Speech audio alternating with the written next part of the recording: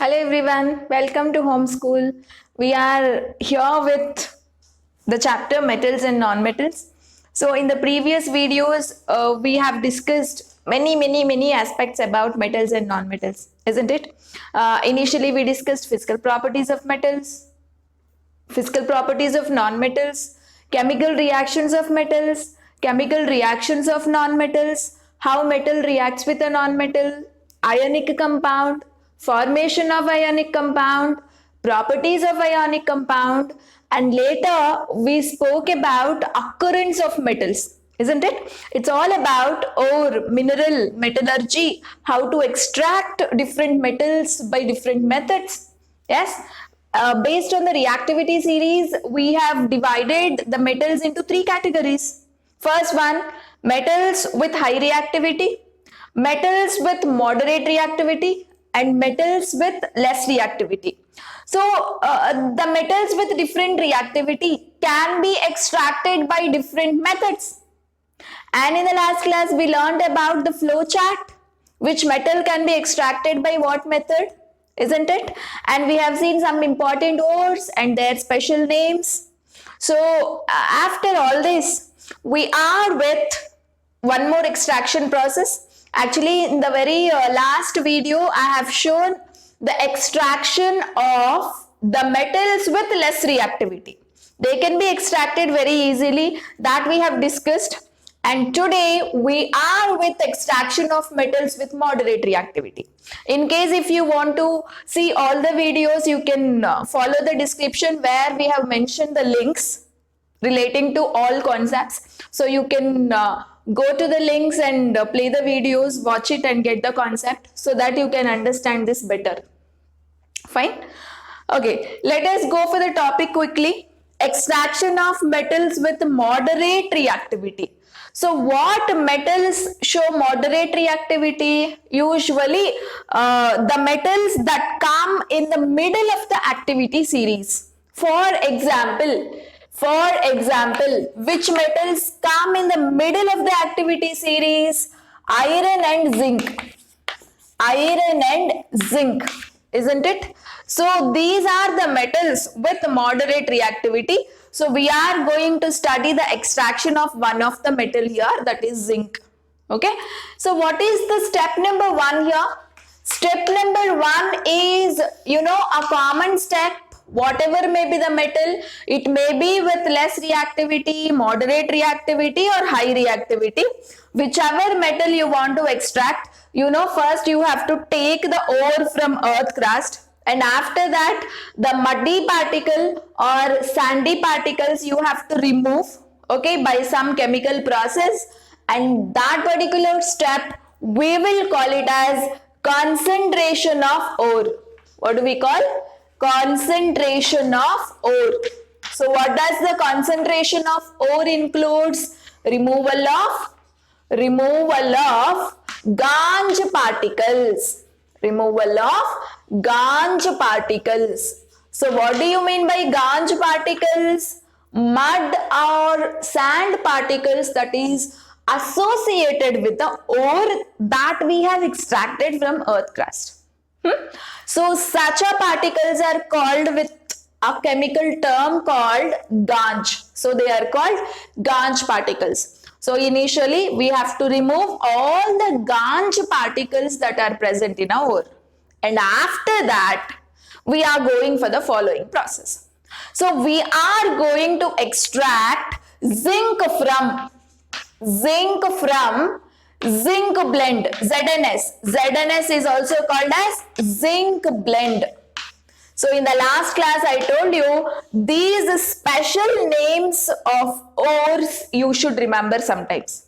Like HGS was called as cinnabar, right? Mercurous sulfide was called as cinnabar. From cinnabar we have seen extraction of mercury in the last video, and in this video we are going to learn how to get zinc from zinc blend. So what do you mean by zinc blend? ZNS is called zinc blend. So initially what we will do it here is, see, step number 2. So zinc blend is available on the earth crust. We have extracted it and we have applied this particular step. What is that? Concentration of ore. That means we have removed all mud particles and sand particles from the ore. And later, the zinc blend, that is ZNS, I am heating in presence of oxygen.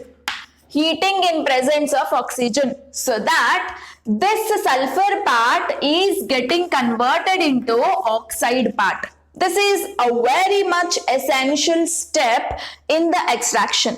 Okay, so if the ore is there in the form of sulfur, to remove this sulfur is very difficult. So we are converting that sulfur part into oxide part. Okay, so whatever may be the form of ore, definitely that ore should be converted into oxide form. Okay, this is a compulsory criteria. And when you are converting sulfide form into oxide form, then this process we will actually call it as roasting. What do we call it as? Roasting. And what is the byproduct you will get here? Sulfur dioxide is the byproduct you will get. Okay, so this roasting we will perform, and there available one more ore to extract zinc, that is zinc carbonate. Okay, you can use this particular ore or you can use zinc carbonate also. If you have selected zinc blend, it is there in the form of sulfur, yes or no? So this sulfide form you have converted into oxide in presence of large amount of oxygen, excess amount of oxygen, excess in the sense large amount of oxygen. Okay, and if you have taken zinc carbonate ore for the extraction of zinc, then what you will do? That zinc carbonate also you should convert it into zinc oxide. Removing CO3 is also difficult. I told you, whatever may be the form of ore, definitely you should convert that form into oxide form. Okay, if you have a sulfur, it is heated in presence of excess oxygen to convert it into oxide form. Such a process we will call it as roasting. Okay, if it is a carbonate form, just on heating in the absence of oxygen, there should not be any air while heating carbonate ore. Okay, so when you heat it, automatically this carbonate is getting converted into oxide, and byproduct we will get it is carbon dioxide. And such a process of converting carbonate form to oxide form is called as calcination. Remember, two new terms that you have heard now. One is roasting, other one is calcination. Okay, and here I gave a difference between roasting and calcination. Okay, and this particular question is a very important question for examination point of view. So what do you mean by a roasting here? Conversion of sulfide ore into oxide form. How do you convert? See, we converted sulfide ore into oxide form. How you have done this? By heating in presence of excess oxygen. What do you mean by the word excess? Large amount of oxygen. Okay, fine. And what do you mean by calcination? Conversion of carbonate ore. If the ore is there in the form of carbonate, then you can also convert that carbonate into oxide form. How you are converting? By heating in the absence of air or oxygen. Okay, so this is a very important question. Differentiate between roasting and calcination. See children, you can take a screenshot of this. This is a very important. Okay, so if you are taking zinc sulfide with the help of roasting, you are converting into oxide form, that is ZNO.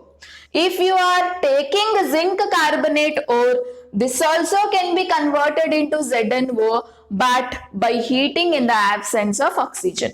Okay, so either roasting or calcination you can perform depending upon the ore. Okay, if it is a sulfide ore, you will perform roasting. If it is a carbonate ore, you will perform calcination. This is very important. Okay, so converting into oxide form is very much necessary. Okay, because removal of oxygen is much easier than removal of any other element or group present. Okay, so this particular step is mandatory for any particular ore. Okay, before you extract a metal. Fine. And now you have got zinc oxide. Okay, so this is your step number 2. Now I am going for step number 3. Step number 3. Okay, so now my intention is to remove this oxygen. If I can remove the oxygen, I'll be getting the metal zinc. Okay, in a almost pure form, isn't it? So how do you remove that oxygen? ZnO, okay, by heating with carbon. Here, what is the use of carbon? Carbon is acting as a reducing agent. Okay, remember guys, this is also very important.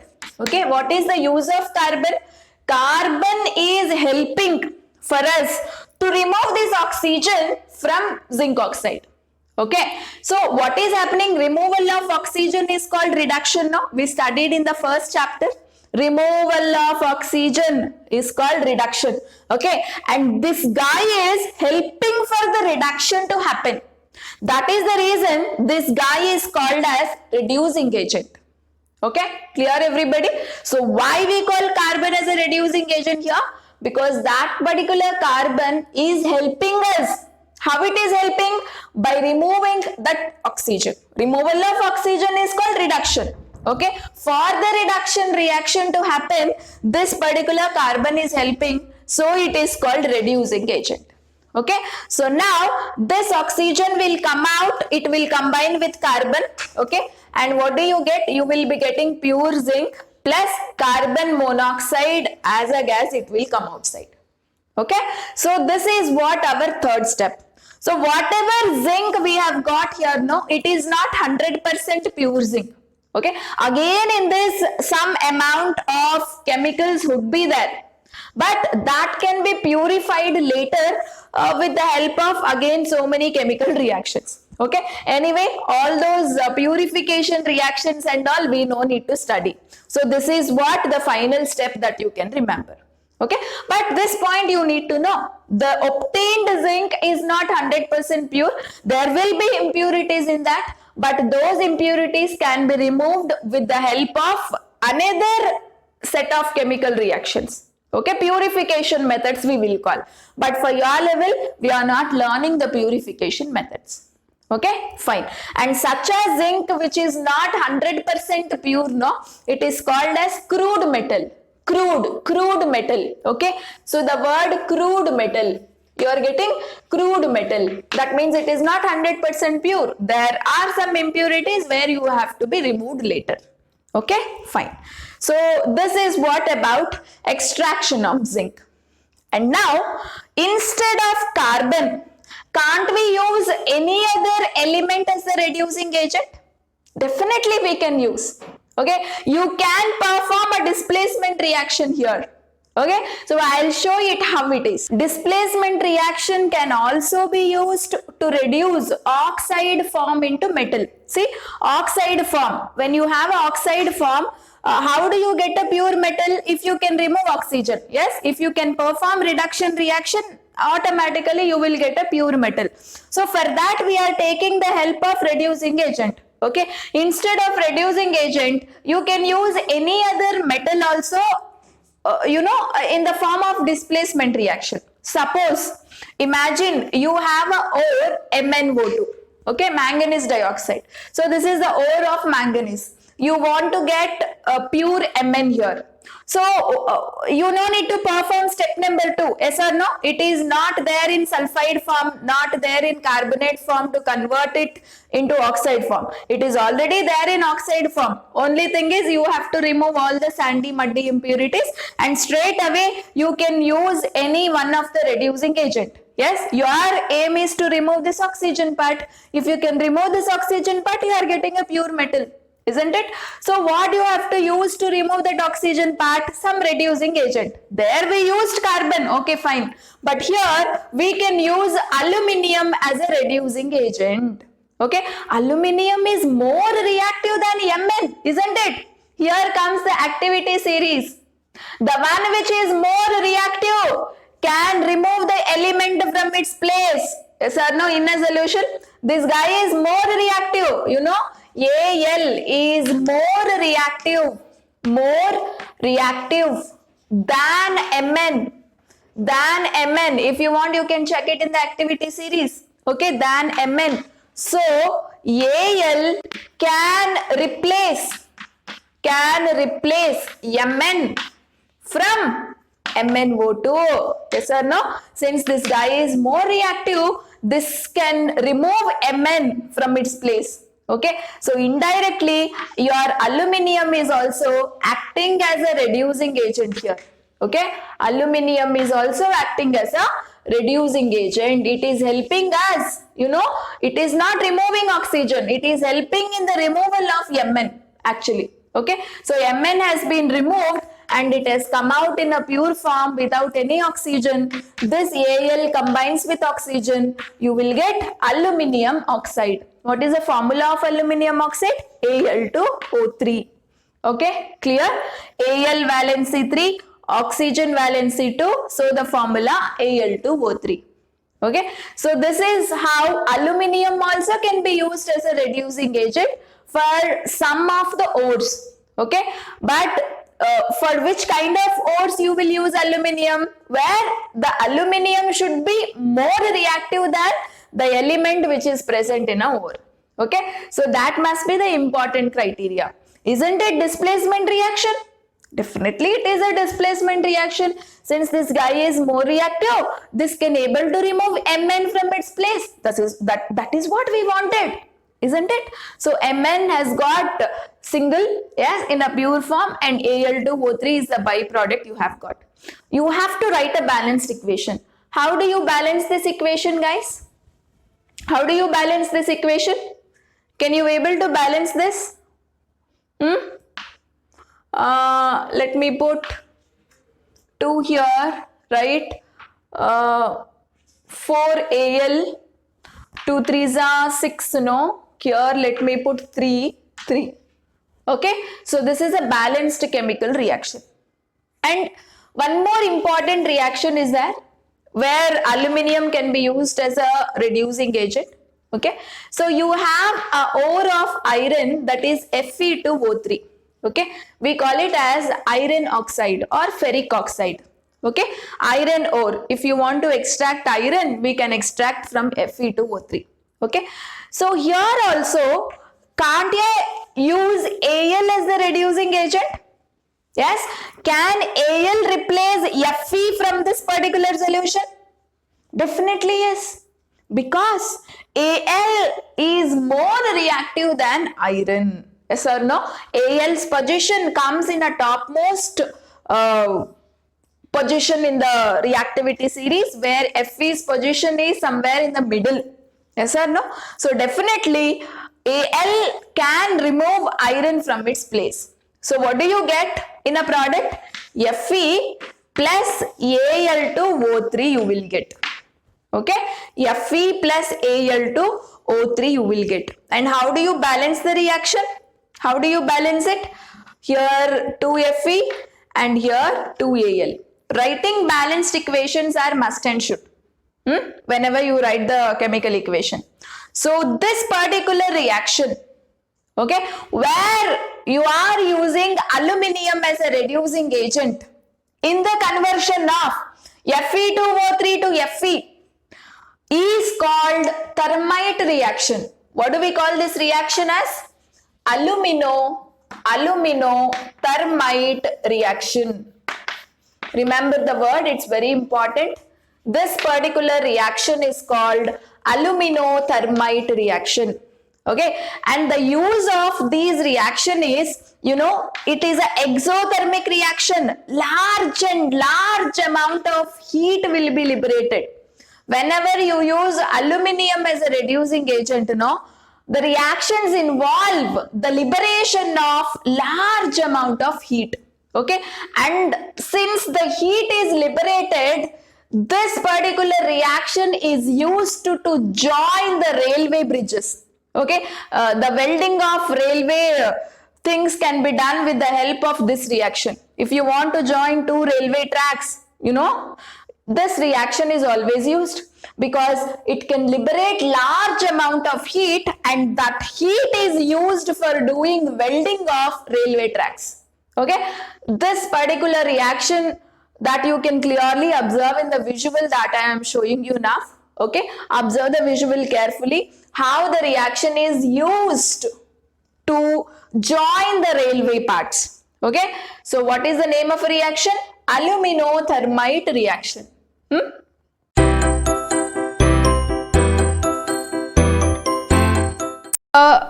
Some graphic on aluminothermite process, guys. So just now I have explained about aluminothermite process where we use two chemicals, yes or no? One is Fe2O3 and another one is aluminium.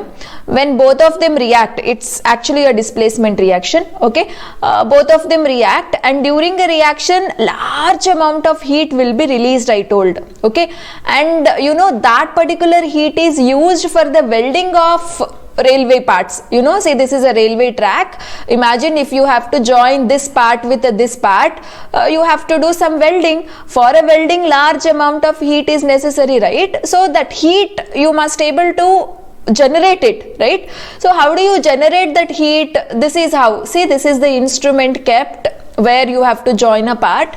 So in this instrument, actually they will add both the chemicals, that is Fe2O3 as well as aluminium, they will add it, and it will undergo displacement reaction inside, and during a reaction large amount of heat is released, because it is exothermic reaction. So that exothermic reaction, see, that heat is released. See, this much amount of heat is released. It will contain very high temperature. So that much high temperature is enough to weld the railway parts. Okay, so usually welding a railway part is quite difficult because it's a very hard substances, right? For that large amount of heat is required to weld them. So this reaction is used where very large amount of heat is released, and that is being used up here. Okay, so this is how aluminothermite process is used for welding railway parts, isn't it? So this is what the visual on aluminothermite process. Okay, and if you like our video, please like it, share it and subscribe for more updates to learn it in the easiest way. Thank you so much, and we'll see you in the next video.